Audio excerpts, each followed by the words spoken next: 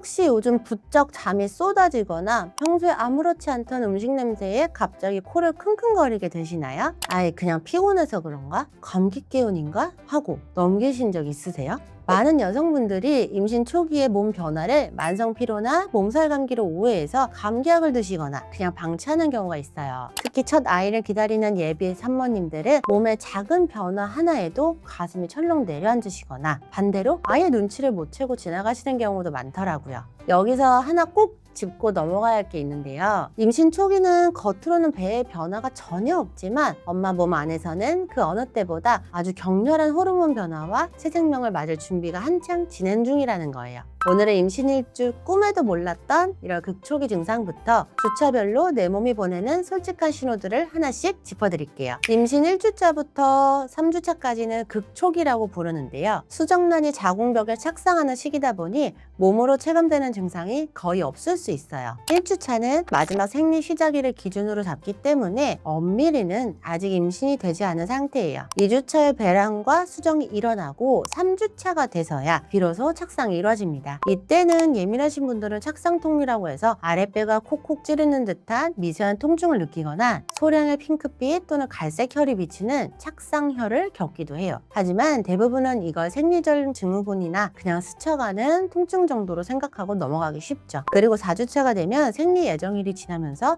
몸의 호르몬 수치가 본격적으로 달라지기 시작합니다. 황체 호르몬인 프로게스테론이 다량 분비되면서 기초 체온이 평소보다 높게 유지되는데요. 이 때문에 몸이 으슬으슬 춥고 열이 나는 것 같아서 감기라고 착각하시는 분들이 정말 많아요. 호르몬이 폭풍이 부는 시기 4주차까지 극초기를 지나 5주차가 되면 예비 엄마의 몸은 그야말로 커다란 변화의 소용돌이에 휘말리게 됩니다. 아가집이 자궁 안에 안정적으로 자리를 잡고 초음파로 아가 심장 소리를 들을 수 있는 감격스러운 시기이기도 하지만 동시에 엄마 몸은 태어나서 처음 겪는 혹독한 신체 변화를 맞이하게 돼요. 아침에 눈을 떴는데 속이 울렁거리거나 양치질 하다가 갑자기 헛구역질이 나기도 하고요. 어제까지만 해도 맛있게 먹었던 김치찌개가 갑자기 역하게 느껴지고 밥 먹는 냄새만 맡아도 구역질이 날 수도 있어요. 이 5주차의 가장 대표적인 증상은 입덧과 극심한 피로감이에요. 육모성 성선 자극 호르몬이 체내에서 급격히 상승하면서 뇌의 구토 충출을 자극하는데요. 이 때문에 소화가 전혀 안 되는 느낌이 들고 속이 더부룩하며 심하면 하루 종일 배를 탄 것 같은 멀미 증상이 계속되기도 해요. 단순히 속만 울렁거리는 게 아니라 이 시기에는 프로게스테론의 영향으로 자궁으로 가는 혈류량이 급격히 늘어나요. 그러다 보니 뇌나 다른 신체 부위로 가는 혈액량이 상대적으로 부족해지면서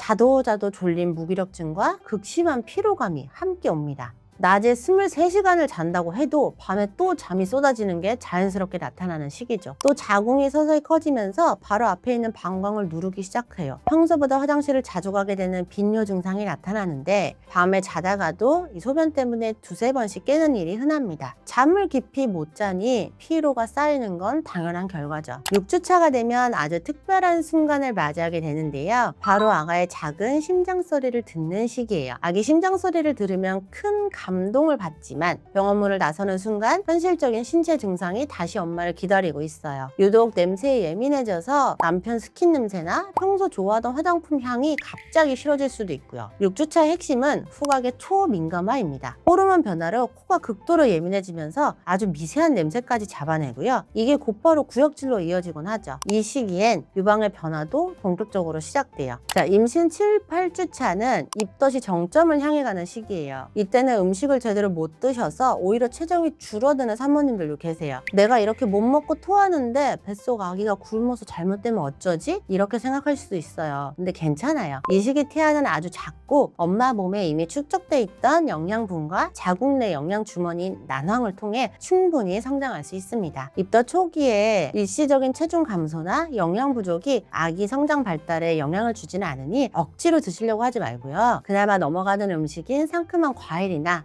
크래커, 찬 음식 같은 거 조금씩 자주 드시는 게 엄마나 아가한테 스트레스 안 받고 더 좋아요. 그리고 8주차가 되면 감정 기복이 절정에 달해서 갑자기 눈물이 나거나 사소한 일에 화가 났다가 막 또 금방 우울해지는 이런 감정의 롤러코스터를 타게 돼요. 이건 여러분의 성격이 예민해진 게 아니라 급격한 호르몬 변화 등이 몸에 대응하느라 생기는 자연스러운 일일 뿐이니 스스로를 자책하지 마시고 가족들에게 지금 내 상태를 솔직하게 말하고 배려를 구하시는 게 중요해요. 이 임신 5에서 8주차를 건강하게 보내려면 충분한 수분 섭취가 필수예요. 입덧으로 자주 토하다 보면 탈수 증상이 올 수가 있으니 물을 한 번에 많이 마시기보다는 미지근한 물이나 이온 음료를 아주 조금씩 자주 드시는 게 좋습니다. 또 기초 체온이 계속 높게 유지되기 때문에 실내 온도를 평소보다 살짝 시원하게 해주시면 입덧 완화와 피로 해소에도 도움이 돼요. 많은 산모님들이 여기서 꼭 기억하셔야 될 게 있어요. 이 임신 주차별 증상은 그냥 통계적인 평균치일 뿐이고요. 모든 사람의 몸에 똑같이 나타나진 않아요. 사람마다 체질이 다르고 호르몬에 반응하는 민감도도 다르기 때문에 이런 책에 나온 증상들과 내 몸의 신호가 다르다고 해서 전혀 불안해하실 필요가 없어요. 지금부터 9주차부터 임신 초기 마지막인 12주차까지 안정기로 가는 길에 내 몸이 어떤 변화를 겪는지 말씀드릴게요. 임신 9에서 10주차든 임신 초기 호르몬 수치가 혈액 내에서 가장 높이 치솟는 시기로 임산부들에게는 이 시기가 입덧의 진짜 정점이 되곤 하죠. 겉으로는 배가 전혀 안 나온 것처럼 보이지만 속에서는 이미 장기를 조금씩 밀어내고 있는 상태예요. 그래서 소화불량은 물론이고 심한 변비나 가스, 팽만감까지 함께 올 수 있어요. 임신 전에 입던 속옷이 꽉 끼거나 답답하게 느껴지고 유방도 더 민감해질 수 있습니다. 그리고 이 시기에는 피부 트러블 때문에 스트레스 받으실 수도 있는데요. 호르몬 불균형으로 얼굴이나 가슴 쪽에 갑자기 여드름이 올라온다거나 반대로 피부가 너무너무 건조해져서 가려움을 느끼기도 해요. 이것도 몸이 새 생명에 적응하는 자연스러운 과정이니 너무 속상해하지 마세요. 11주차가 되면 태아는 이제 배아 단계를 벗어나 완전히 태안 모습으로 갖추게 됩니다. 사람 형태를 띠고 뱃속에서 꼬물거리며 움직이기 시작하죠. 아기가 빠르게 자라는 만큼 엄마의 신체도 본격적인 대비를 시작하는데요. 11주차부터는 릴렉신이라는 호르몬이 분비가 돼서 엄마의 골반 인대와 관절을 부드럽게 이완시켜주는 역할을 해요. 문제는 이 호르몬이 골반뿐만 아니라 온몸 관절에도 작용을 해요. 그래서 평소 약했던 손목, 발목, 허리 이런 뼈마디가 저리거나 아픈 증상이 나타날 수 있어요. 따라서 이 시기에 무거운 물건을 들거나 관절에 무리가 가는 행동은 되도록 피하시는 것이 좋습니다. 임신 초기 마지막 관문인 12주차입니다. 이 시기가 되면 그동안 엄마를 힘들게 했던 태반 형성 호르몬이 서서히 줄고 태반이 완성이 돼서 안정적인 상태로 접어드는데요. 가장 반가운 신호는 그렇게 울렁거리던 속이 조금씩 편안해진다는 거예요. 물론 사람마다 차이가 있어서 15주나 16주까지 입덧을 하시는 분들도 계시지만 대부분은 12주차쯤 되면 입덧이 줄어들어요. 두통이나 빈뇨 증상도 일시적으로 좋아지고요.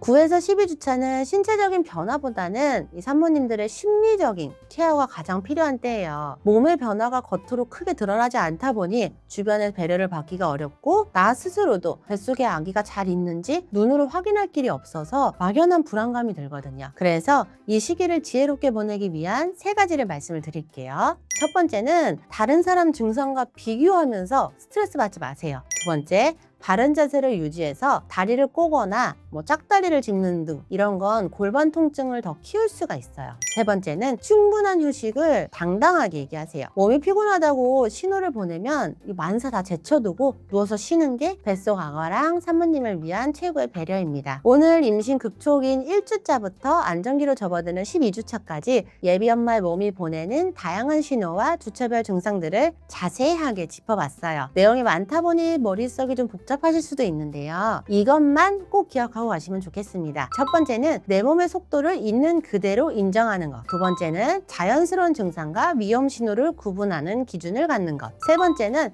엄마의 완벽한 휴식과 심리적 안정. 이게 그 어떤 것보다 중요하다는 거예요. 노름이 쏟아질 땐 단 10분이라도 낮잠을 자고 입덧 때문에 음식을 제대로 못 드셔도 난황이 아기를 지켜주고 있으니 죄책감은 내려놓으세요. 엄마가 마음을 편안하게 먹고 스트레스 스트레스를 받지 않은 상태가 임신 초기를 건강하게 지나는 최고의 관리법입니다. 처음 엄마가 된다는 건 세상에서 가장 경이로운 경험이지만 동시에 두려움과 혼란도 함께 오는 시기예요. 하루에도 몇 번씩 변하는 감정과 신체 변화 때문에 외롭고 힘들다고 느껴질 수도 있어요. 그런데 그 모든 과정은 여러분이 뭘 잘못해서가 아니라 하나의 온전한 생명을 세상에 태어나게 하려고 몸과 마음이 준비를 해나가는 지극히 자연스러운 일이에요. 오늘 이야기 조금이나마 도움되셨다면 구독과 좋아요 부탁드리고요. 다음 시간엔 예비 엄마들의 꼭 필요한 현실적인 정보로 다시 찾아오겠습니다. 감사합니다.